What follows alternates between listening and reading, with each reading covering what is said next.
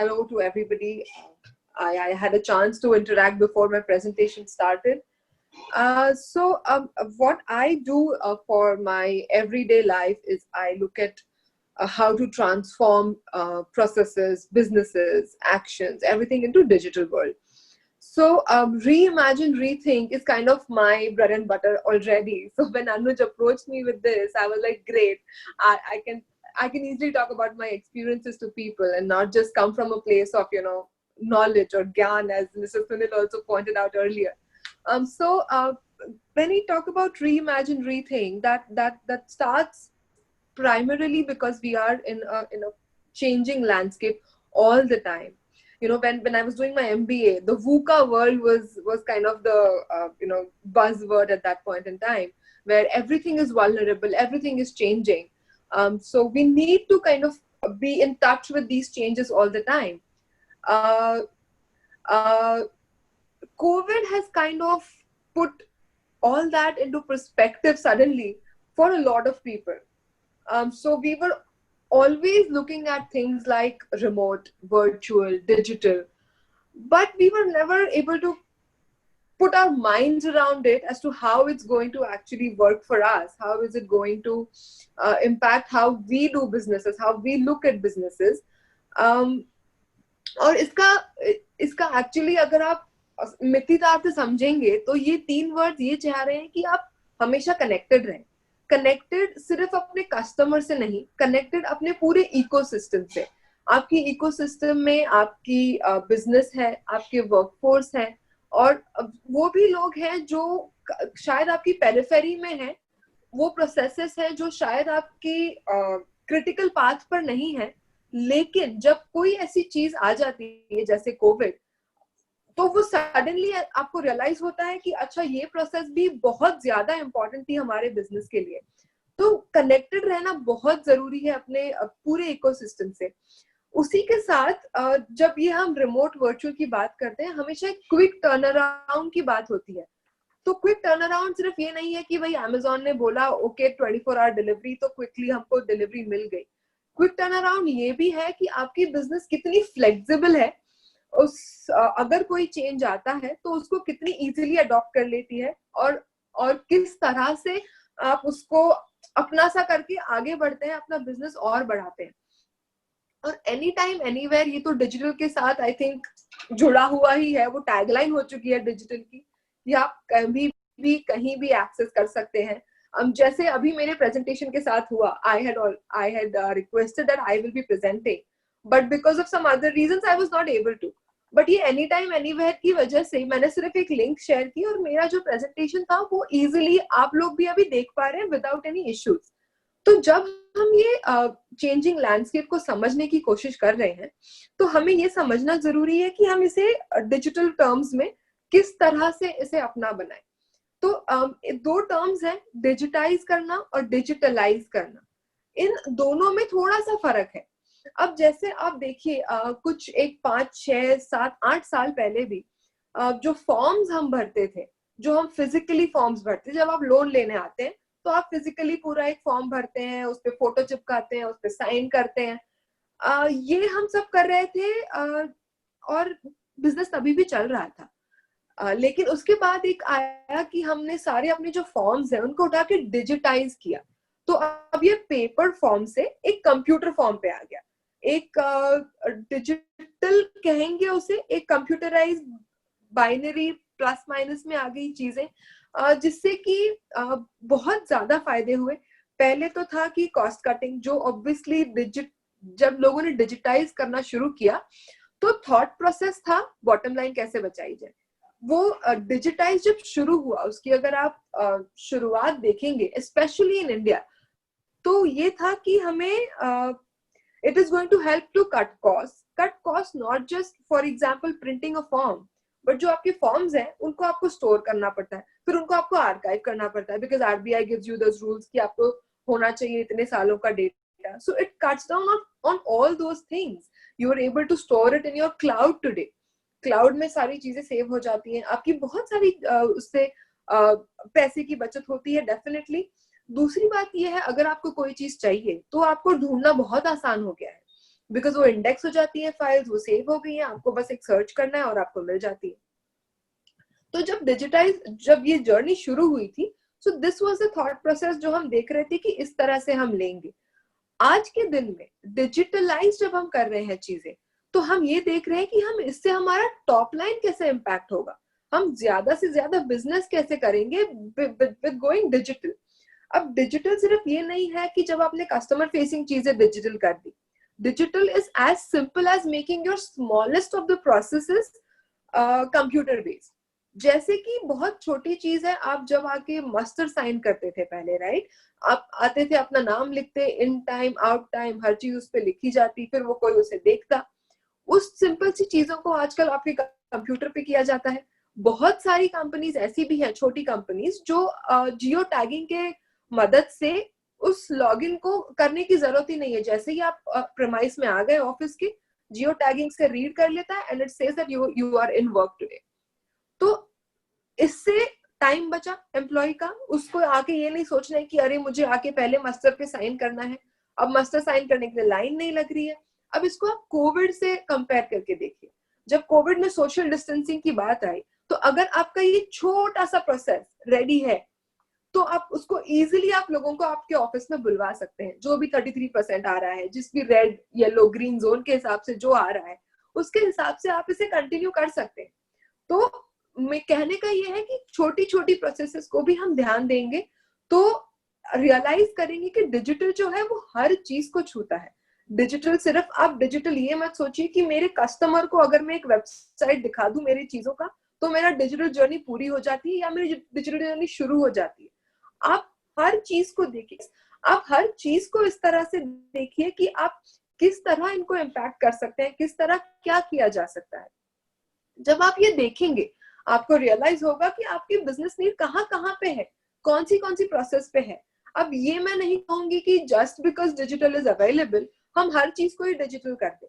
कुछ चीजें शायद जैसी चल रही है फिजिकल वर्ल्ड में, वो वैसी ही बेहतर चल रही हो, और शायद वो बेहतर भी हो जाए, लेकिन हमारे बिजनेस पे उसका इम्पैक्ट नहीं होगा अगर हम उसे चेंज करेंगे तो इन सारी चीजों को देखते हुए टिपिकली हम क्या करते हैं, हम जो बाहर फिलहाल ट्रेंड्स चल रहे हैं ओवरऑल ग्लोबली लोकली, एकदम बिल्कुल आपके रीजन में क्या चीजें चल रही हैं, जैसे आप देखेंगे तो टीयर 2 सिटीज में जो अभी पहले भी बात हुई थी कि ऑनलाइन लेंडिंग जो है, तो टीयर 2 में online lending is working far better than it is working in a metro. तो ये सारी ट्रेंड्स, ये सारी टेक्नोलॉजी ट्रेंड्स को समझते हुए हमें ये भी समझना है कि जैसे आजकल बहुत बातें चल रही हैं अबाउट एआई एमएल, चैटबॉट्स की बातें हो रही हैं, हर किसी की वेबसाइट पे चैटबॉट होना जरूरी हो गया है। सो आई एम जस्ट सेइंग कि ट्रेंड्स बहुत सारी, हमें क्या करना है, हमें अपने अंदर देख के समझना है कि हमारे बिजनेस के लिए एग्जैक्टली कौन सी चीज फिट होती है, और आपकी बिजनेस को आपसे बेहतर कोई भी नहीं जानता है। तो इसलिए हमें बैठकर, जैसे प्रोजेक्ट मैनेजमेंट में एक वर्क ब्रेकडाउन स्ट्रक्चर होता है, वर्क ब्रेकडाउन स्ट्रक्चर को अगर आप एक्सट्रापोलेट करें अपने बिजनेस में और उसको छोटी छोटी छोटी छोटी चीजों में ब्रेक करें, तो आप समझ पाएंगे कि आपकी कितनी प्रोसेसेस चल रही हैं एक सिंपल चीज को करने के लिए।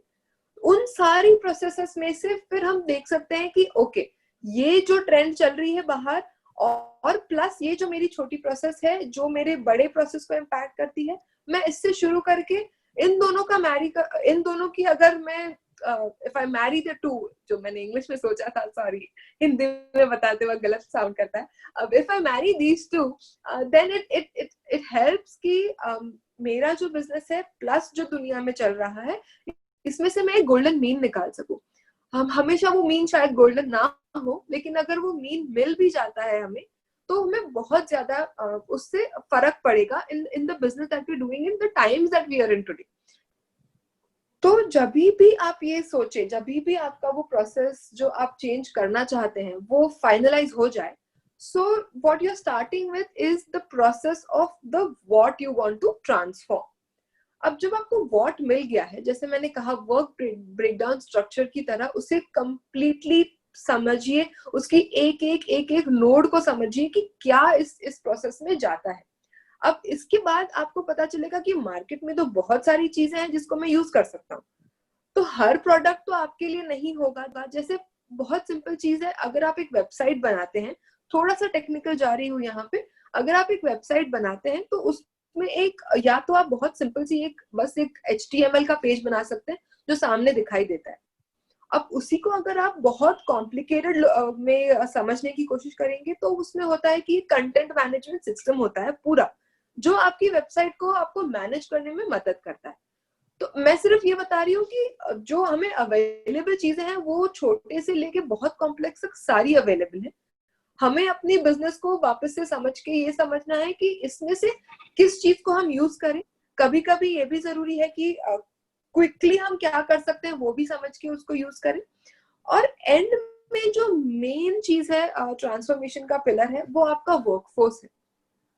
इसमें आपका चेंज मैनेजमेंट आता है, इसमें आपका लोगों को आप कितना देखिए, जब भी डिजिटल की बात आती है, I have also worked with SMEs from a different point of view, not worked exactly with SMEs, but जैसे I was a part of insurance, तभी हम की मैन इंश्योरेंस हमने समझने की कोशिश की थी कि that is very important for SMEs to have a key man insurance.